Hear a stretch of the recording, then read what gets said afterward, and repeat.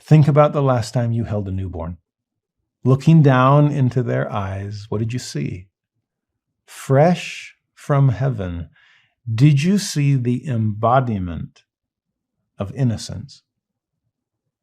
Elder Boyd K. Packer, who had 10 kids of his own, so he saw this often, once said that every time a child is born, the world is renewed in innocence. I think of that quote every time someone I know has a child. And I just share that quote with them and say, enjoy your newfound innocent world. It's been renewed with the coming of this baby straight from heaven. To me, one of my favorite smells on earth is baby breath. Not the flower, the actual thing. My kids think it's so weird. They're like, what? I'm like, yeah, when you were babies, anytime you'd yawn, I'd get my nose as close to your mouth as I could because I just wanted you to breathe. Because the smell, they're like, huh? That is so weird. I'm like, oh, don't knock it till you try it. You had brand new plumbing, okay? Brand new lungs, first time using them. And there's something about it that that freshness, that purity is to me, in fact, I even remember feeling so sad the first time my newborns got a cold. First time there was anything in their nostrils that wasn't meant to be there originally. I thought, it's all downhill from here, kid, health-wise. Well, to understand what God has given us in this embodiment of innocence, to me, throws out the window the idea of original sin. The thought that a newborn baby inherits the guilt of Adam and Eve and that they're automatically guilty from the get-go, I tend to agree with Mormon. I don't think I'd use as strong of language as he did in Moroni chapter 8, but I believe, along with him, that is not the truth. There is no need to baptize infants. There's no sin. But here's a fascinating question. Why not? Why is there no sin? Because if you think about it, especially with our understanding of premortality, other people would say, yeah, original sin never made sense to me either. I've seen a newborn, and yes, they are innocent in innocence incarnate. But if we believe that birth is the beginning of everything, then of course they're born innocent. They haven't done anything yet.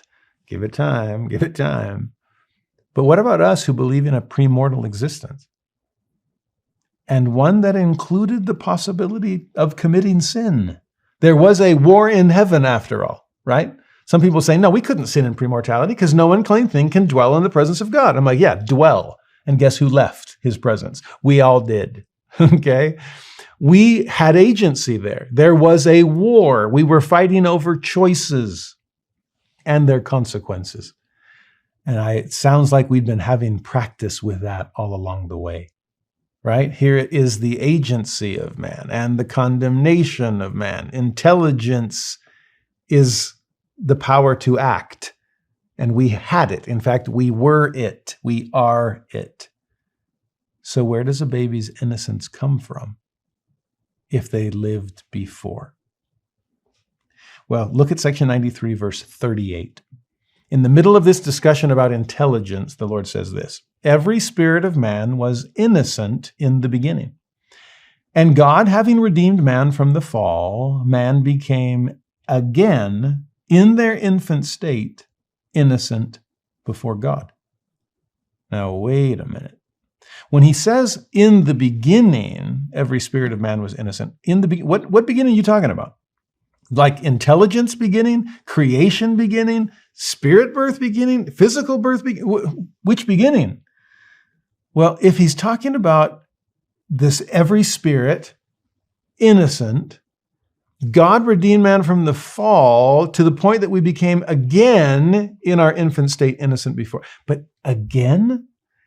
If we became innocent again, it suggests we were innocent before at some point and then lost our innocence somewhere in between. You understand? So if we were created in innocence, but then somehow lost our innocence in premortality, but Christ's gift of the atonement makes us innocent again in our infant state. Now that's wild.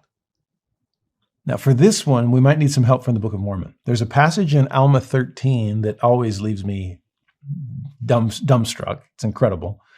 That puts in perspective what we see here in section 93. This is a good cross-reference. Alma 13 verse 3 speaks about those that hold the high priesthood and their premortal preparation for that gift. Alma says, being called and prepared from the foundation of the world according to the foreknowledge of God. So there we are, situated in premortality. On account of their exceeding faith and good works. In the first place, being left to choose good or evil. There's our agency, which is always an eternal concept.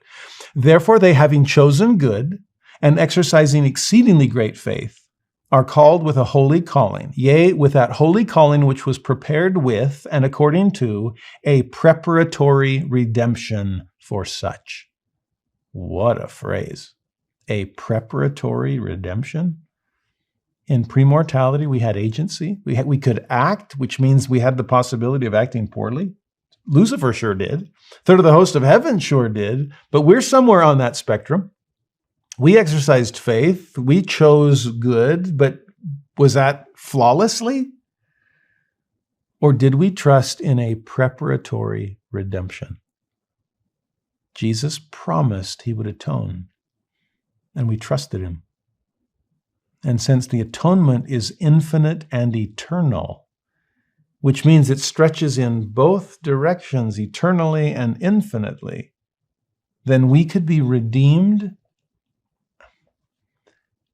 in premortality through the atonement, even before the atonement itself was performed. That's mind-blowing. We got to get past our chronological view of time and see the reality of Christ's atonement changing reality itself. To the point that that preparatory redemption that preceded the fall in such a way it wouldn't have to prevent it. It would make life education instead of condemnation. We could learn from our premortal experiences, those first lessons we received in the world of the Spirit, section 138 says.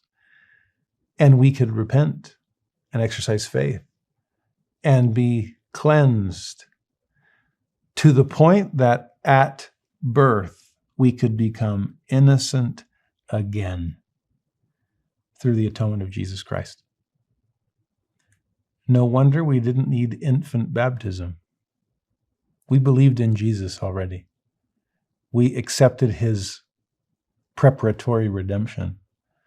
And once I grew up into understanding my agency well enough to actually exercise it wisely, intelligently, then I will perform a baptism in the body to show God once again, I have the same faith here that I had then. I will repent here like I repented there. I will come unto Christ now as I always did, because he will save me. That is the plan, the eternal plan, and it has incredibly eternal consequences. The next time you hold a newborn and see innocence embodied, please know who you have to thank. Jesus.